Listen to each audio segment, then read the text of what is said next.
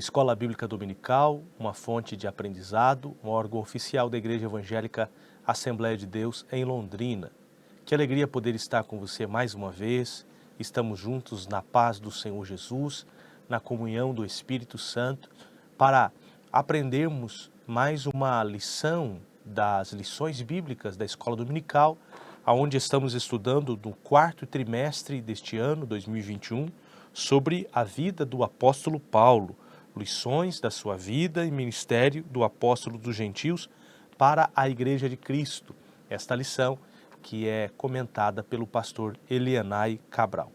Neste vídeo estaremos estudando a lição de número 7, que falamos sobre Paulo, o plantador de igrejas.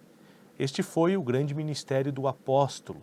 O apóstolo, até pelo seu próprio nome, apóstolo, seu título, apóstolo, ele é apóstolo porque ele iniciou igrejas em lugares onde não tinha igreja. Esta é a função do apóstolo. Nós temos o colégio apostólico, feito pelos 12 apóstolos chamados por Cristo. Esses 12 apóstolos, no seu colégio apostólico, foram os fundadores da igreja. A igreja está fundamentada nos apóstolos, na doutrina dos apóstolos e dos profetas.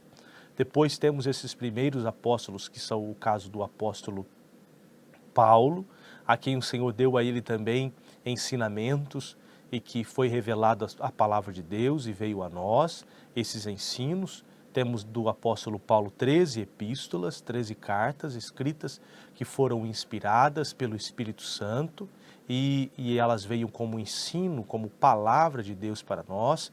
Isso é confirmada por João, é confirmado principalmente por Pedro, que fala claramente, diretamente a respeito dos ensinos que Deus revelou, que Jesus revelou a Paulo, e é ensino, é escritura, tem peso de escritura para nós. Mas também temos o dom apostólico. Esse dom apostólico está em Efésios 4:11, falado pelo apóstolo Paulo, dizendo que Deus deu uns para apóstolos. E quando se fala ali de apóstolos, está falando sobre o ministério de início, de desbravamento, de plantação de igrejas, não plantação de denominações, como a gente vê isso muito acontecendo. Plantações de novos ministérios e a pessoa se autodenomina apóstolo pelo fato de ser o principal líder daquele novo ministério. Não, não é isso. Um ministério apostólico é alguém que inicia a igreja em um local onde não houve igreja ainda. O próprio apóstolo vai falar disso em Romanos, no capítulo de número 15, ele vai trazer para nós estas explicações falando a respeito de si mesmo. Romanos capítulo 15, versículos 18, 19 e 20, ele vai dizer assim: porque não ousaria dizer coisa alguma que Cristo por mim não tenha feito, para a obediência dos gentios, por palavra e por obras, pelo poder dos sinais e prodígios, na virtude do Espírito de Deus, de maneira que desde Jerusalém e arredores até o Ilírico tenho pregado o Evangelho de Jesus Cristo. E desta maneira me esforcei por anunciar o Evangelho, não onde Cristo houvesse sido nomeado, para não edificar sobre fundamento alheio. E ele continua explicando isso, trazendo uma palavra do Antigo Testamento. Antes, como está escrito, aqueles a quem não foi anunciado o verão, e a quem não ouviram o entenderão. E até a gente tem o versículo 24, que vai falar num lugar mais longe, os rincões do Ocidente naquele tempo, ele falando, quando partir para a Espanha. Imagine, o apóstolo tendo projeto de chegar a essa distância para levar o Evangelho do nosso Senhor Jesus Cristo. Por isso, ele é o apóstolo, ou aquele que é o plantador de igrejas. Por isso, seu ministério apostólico. Glórias ao Senhor Jesus Cristo. A leitura bíblica em classe vai estar baseada em 3 textos, em 1 Coríntios 3, em Atos 13 e em Atos capítulo 16. A verdade, o texto áureo está em 1 Coríntios 3 e 6, que diz: eu plantei, Apolo regou, mas Deus deu o crescimento. E a verdade prática fala que a experiência com Cristo é o mais poderoso fator motivacional para plantar igrejas. Sim, nós vamos falar a respeito disso, a respeito do chamado do Senhor.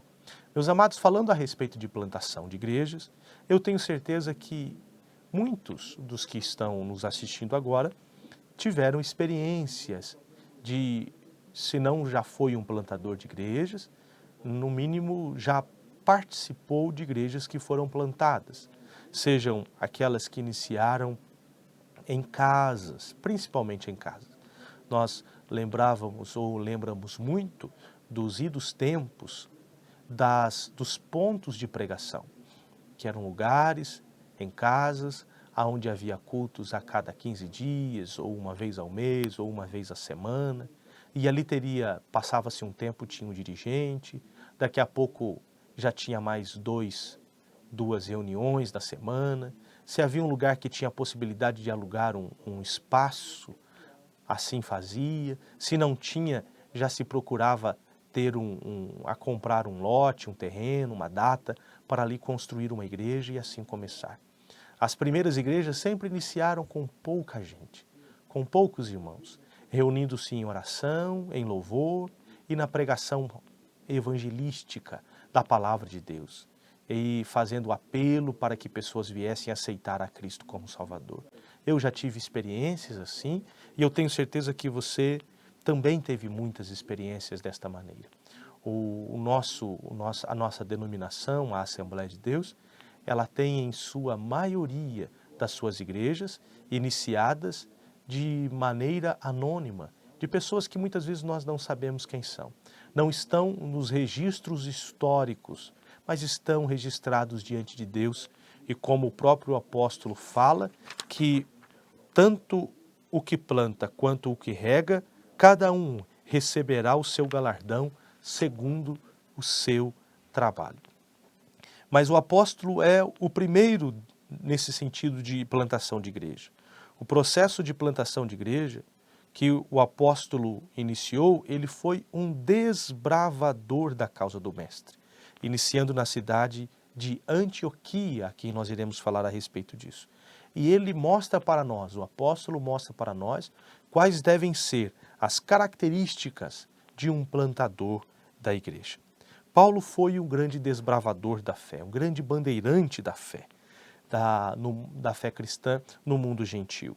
Ele dedicou a sua vida como um pregador, um proclamador do Evangelho, e cumpriu a sua missão entre os pagãos.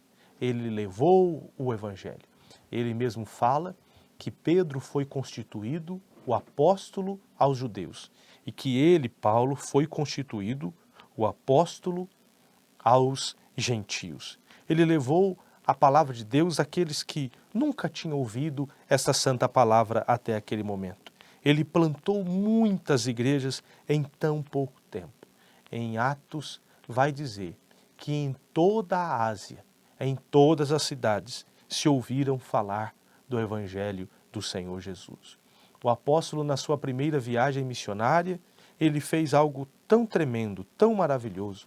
Na segunda viagem missionária, da mesma forma. Na terceira viagem missionária, também. Mas não ficou assim.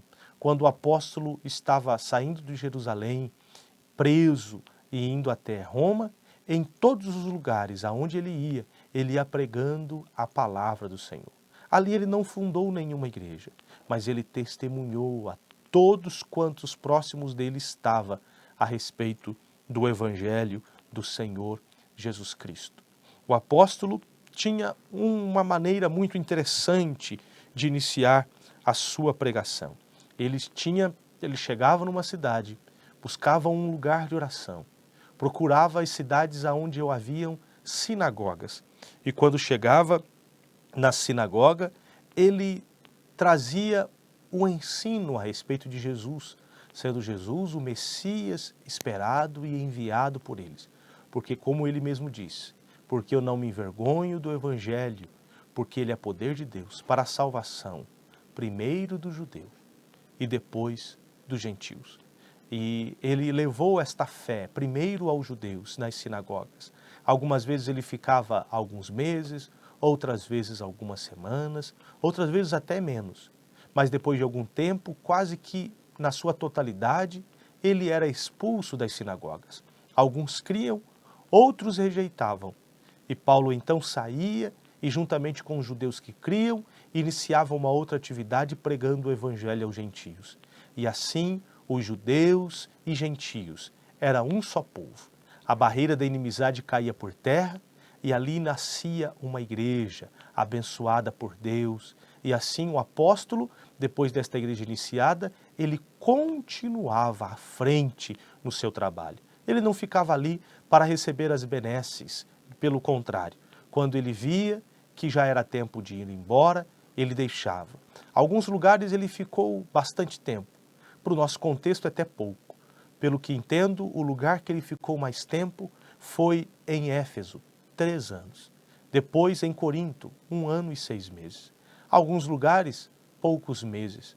Um lugar como Tessalônica, algumas semanas. Mas mesmo em poucas semanas, o Senhor o usava para deixar ali uma igreja forte, uma igreja cheia do Espírito Santo. Paulo, então, pregava com ousadia, com coragem e com precisão. Ele tinha uma certeza no seu coração, uma gloriosa obrigação, que ele fala no capítulo 9 de 1 Coríntios, versículo 16, que ele diz assim: porque se anuncio o evangelho, não tenho de que me gloriar, pois me é imposta essa obrigação, e ai de mim, se não anunciar o evangelho. E Paulo, então, pregava a palavra com autoridade, e esta autoridade é a autoridade dada pelo Espírito Santo de Deus. Não era uma autoridade dele mesmo, pelos seus ensinos, não, e pela sua capacidade de oratória, não, mas como ele mesmo disse, ele pregava no poder do Espírito Santo, não com palavras persuasivas, mas no poder do Espírito Santo. Paulo compreendia, e ele nos ensina, que a plantação de igrejas é uma obra cooperativa entre Deus e o homem. Em 1 Coríntios 3 e 6 ele diz: eu plantei, Apolo regou, mas Deus deu o crescimento. O homem é quem planta, o homem é quem rega. E quando ele coloca um outro nome, e ele traz aqui Apolo, também podemos dizer que ninguém faz nada sozinho. O apóstolo nunca esteve sozinho, não abriu nenhuma igreja sozinho. Na sua primeira viagem missionária, ele estava com Barnabé. Na segunda viagem missionária, ele estava com Silas. Na terceira viagem missionária, ele já tinha uma equipe de entre 8 e 9 irmãos. Nunca sozinho. Mas mesmo quando a sua equipe não estava com ele, Deus levantava outros. Porque o mesmo Deus que dá apóstolos, dá profetas, dá mestres, dá pastores, dá doutores.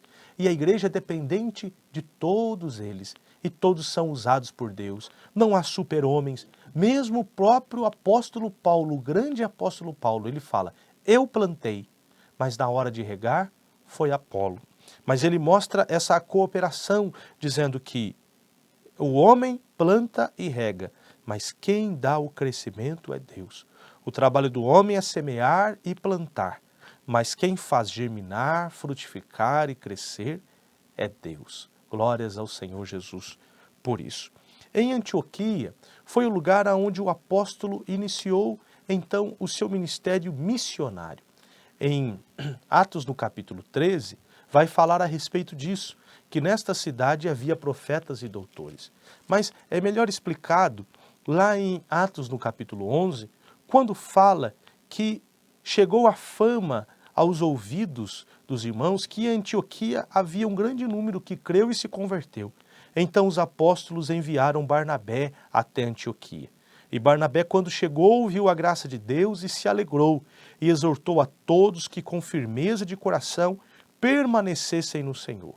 Então, no versículo 25 do capítulo 11, fala que Barnabé partiu para Tarso, a buscar a Saulo, e chamando-o, o conduziu para a Antioquia. E sucedeu que todo um ano se reuniram naquela igreja e ensinaram muita gente. Em Antioquia foram os discípulos pela primeira vez chamados cristãos. Foi neste lugar, então, que o apóstolo Paulo, ou Paulo que ainda não era apóstolo, estava ajudando a Barnabé na tarefa de ensinar e de edificar esta igreja, a igreja de Antioquia. Agora a igreja já estava forte, edificada, abençoada por Deus, e no capítulo 13, que vai iniciar a biografia de Paulo, vai falar então de forma exclusiva que a igreja que estava em Antioquia havia alguns profetas e doutores. Inicia com Barnabé e termina com Saulo. E a Bíblia diz que eles foram chamados pelo Espírito Santo que diz: apartar-me a Barnabé e a Saulo para a obra que eu os tenho chamado. Então eles, continuando, jejuando, orando e tendo imposto as mãos sobre eles, eles saíram então para pregar o evangelho aos gentios. Nesta primeira viagem missionária, que começa a partir do versículo 4, eles chegam na ilha de Chipre, é uma ilha no mar Mediterrâneo. É ali que o apóstolo Paulo desmascara a Elimas, o encantador. É nesse lugar que ele prega em Antioquia da Psídia. Também é um lugar onde ele sofre muitas acusações e oposições em Icônio, Listra e Derbe, mas é ali também que o nome do Senhor é glorificado. É nesse lugar onde ele é apedrejado quase à morte, a ponto de que eles viram-o como morto. É nesse lugar, mas é nesse lugar que a obra do Senhor cresceu, que o Espírito Santo operou, que o Senhor falou aos corações e que houve um crescimento da obra de Deus. Olha, ele teve muitas dificuldades, muitas mesmo. Sofreu muitas oposições. O versículo 45 de Atos 13 fala que os judeus, vendo a multidão, encheram-se de inveja e, blasfemando, contradiziam contra Paulo o que o Paulo dizia. Era grande a dificuldade, era grandes as aflições, mas o Senhor teve misericórdia deles. E eles e os discípulos eram cheios do Espírito Santo e o Senhor esteve com eles. Depois, na segunda viagem missionária, que temos a partir do versículo 40 do capítulo 15, a partir do capítulo 16 à frente, temos então a segunda viagem missionária. Temos aqui então duas caravanas missionárias, Barnabé com Marcos e Paulo com Silas. Mas a escritura bíblica vai falando a respeito de Paulo, porque Lucas, que é o registrador, o cronista desta história, é que vai trazendo para nós. E fala que Paulo chega em Derbe, Listra, nas cidades da onde ele já tinha passado, para confirmar a igreja, porque este era o primeiro propósito. O propósito do apóstolo na segunda viagem missionária não era desbravar, mas era confirmar, visitar as cidades que eles já tinham passado para ver como eles estão. Porém, não era a vontade do Espírito Santo. Porque lá no versículo de número 6, vai dizer que eles queriam ir para a Frígia, para a Galácia, mas foram impedidos pelo Espírito Santo. Depois, quando chegaram em Mísia, tentaram ir para a Bitínia, mas o Espírito de Jesus não lhes permitiu também. Porque quem dirige a obra missionária, a plantação de igreja, a obra apostólica, é o Espírito Santo. Porque ele é o auxiliador, o consolador, o sustentador da igreja. E a Bíblia diz que ele teve uma visão na noite e ele então foi para a Macedônia. E ali chegou em Filipos, capítulo 16 fala da sua história nesse lugar. Depois ele chega em Tessalônica, capítulo 17 de Atos fala a respeito disso. Depois ele chegou também em Bereia, em Atenas, capítulo 17 mostra o seu discurso neste lugar, e o capítulo 18 vai falar do apóstolo na cidade de Corinto. E eu quero trazer o que está escrito no versículo 9 e 10 do capítulo 18 de Atos, que fala: E disse o Senhor em visão a Paulo, não temas, mas fala, não te cales, porque eu sou contigo, e ninguém lançará mão de ti para te fazer mal, pois tenho muito povo nesta cidade. Olha, Glórias ao Senhor por isso, quando temos essa certeza. E ali ele ficou por 1 ano e 6 meses, ensinando entre eles a palavra de Deus. O capítulo 23, capítulo 22, versículo 22, termina então a segunda viagem missionária. E já no versículo 23, já inicia a terceira viagem missionária, quando Paulo então chega em Éfeso, e ali ele fica por 3 anos, e grande, muito grande é a ação de Deus naquele lugar, grande é a ação. O Senhor faz uma obra poderosa nessa cidade, e não só em Éfeso, mas nas cidades ao redor, como Colossos, como Laodiceia e como tantas outras. O caso de Colossos é uma cidade onde Paulo não fundou, mas por meio de Éfeso, esta cidade levou então, recebeu uma igreja por meio dos obreiros de Éfeso. O mesmo caso de Colossos, como disse, de Laodiceia, de Hierápolis, eram 3 cidades próximas. E isso tudo ocorreu por causa da frutificação do ministério poderoso do apóstolo. Meus amados, depois que Jerusalém, depois do início que Saulo vem e traz perseguição para aquela cidade, a igreja que iniciou sendo uma igreja central do cristianismo é Antioquia. E nós sabemos por meio da história que depois de Antioquia, a cidade que foi então a igreja central foi a igreja de Éfeso, aonde o próprio apóstolo João foi pastor deste lugar, e diz a história que foi ali que ele faleceu. Isso demonstra que por meio do ministério apostólico de Paulo, a igreja num todo foi muito abençoada pelo Senhor. E por meio do seu ministério, o evangelho então, na segunda viagem missionária e na terceira, chega na Europa, e por meio disso, dos europeus chegam na América, e nós somos frutos desta obra missionária do apóstolo, de ser um plantador de igrejas e levantar outros plantadores de igreja, e nós estamos em igrejas locais, porque pessoas com esse mesmo ministério chegou até nós. Queremos terminar esta breve meditação a respeito das características de um plantador de igreja. Em primeiro lugar, um plantador de igreja deve ser alguém que é motivado pelo seu chamado. O apóstolo, quando é registrado a seu respeito, no capítulo 26 de Atos, ele mesmo falando a respeito das palavras de Jesus, no capítulo 26, versículo 16, ele diz: mas levanta-te, são palavras de Jesus, mas levanta-te e põe-te sobre os teus pés, porque te apareci por isto. Há um propósito, para te pôr ministro e testemunha, tanto das coisas que tens visto, como daquelas pelas quais te aparecerei ainda, e livrando-te deste povo e dos gentios, a quem agora te envio, para lhes abrires os olhos, e das trevas os converteres à luz, e do poder de Satanás a Deus, a fim de que recebam a remissão dos pecados e sorte entre os santificados pela fé em mim.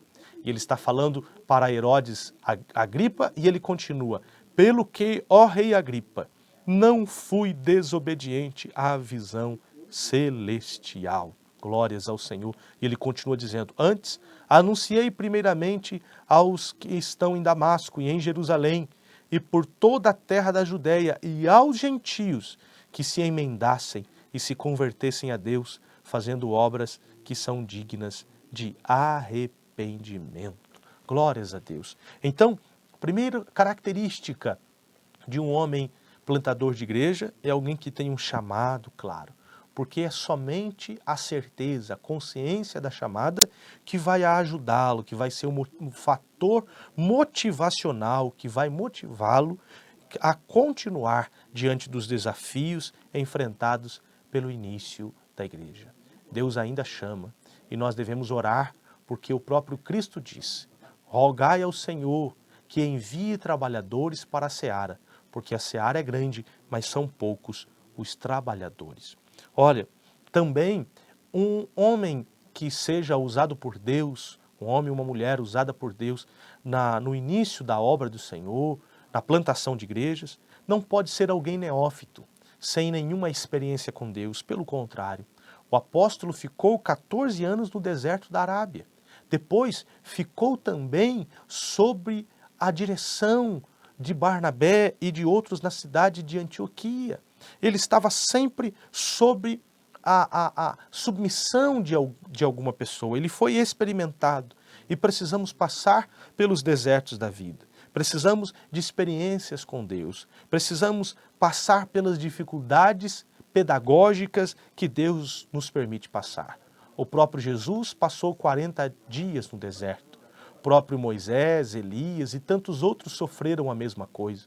Os outros apóstolos da mesma forma, da mesma coisa, da mesma maneira, é o apóstolo Paulo e todos nós devemos fazer. É somente no deserto em que somos capacitados para enfrentarmos os grandes desafios da missão de pregar o Evangelho, sabendo que haverá muita oposição. É no deserto que o Senhor trabalha em nosso temperamento, no nosso caráter, na nossa personalidade, e nós temos experiências e somos abençoados pelo Senhor.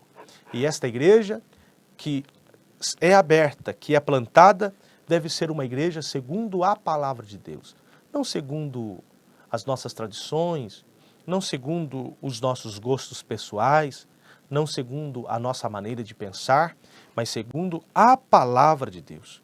Um lugar de relacionamento pessoal com Deus, um lugar onde há amor para o pecador, um lugar onde há o batismo no Espírito Santo, um lugar onde os dons são abundantes no ministério, no serviço e os dons espirituais.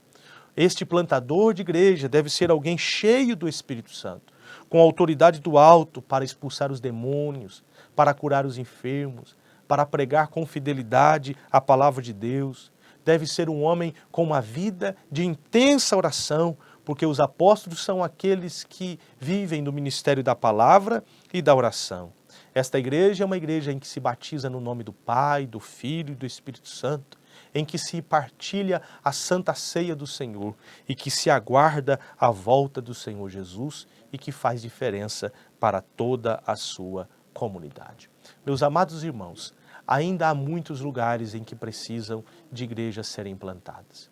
Nossa geração precisa ainda levar a palavra de Deus em tantos lugares. Há muitos países que antes foram lugares cheios de Deus, de homens usados por Deus. Mas esta geração que se levantou, como aconteceu com a geração pós-Josué, é a geração que não conhecem a Deus.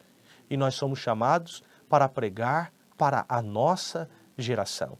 Há lugares em que ainda nunca foram plantadas nenhuma igreja. Há lugares em que já foram plantadas igrejas, mas as igrejas já estão mortas. Há necessidade de revitalizações. As igrejas morreram com as gerações que passaram. A nova geração não conhece o Evangelho. Meus amados irmãos, o tempo já está acabando. A noite já vem em que ninguém pode trabalhar. E nós devemos usar todos os meios possíveis para pregar o Evangelho do Senhor Jesus.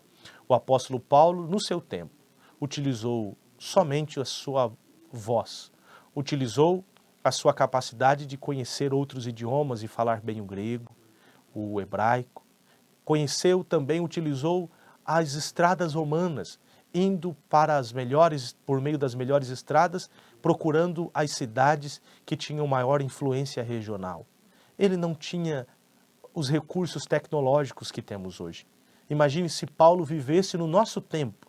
O que será que ele não alcançaria? Com todas as suas restrições, ele alcançou muito e muito. Nós temos ainda, meus amados irmãos, muito mais ferramentas.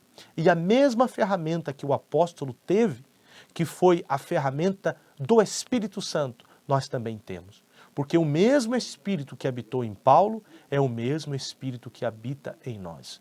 Que possamos então ser cheios de ousadia, de autoridade, de coragem e levar o Evangelho do Senhor àqueles que tanto precisam. Assim é a nossa oração e que possamos também, que possa ser também a nossa ação para a glória do nome do Senhor Jesus Cristo. Que Deus o abençoe. Fiquem todos na paz do Senhor Jesus.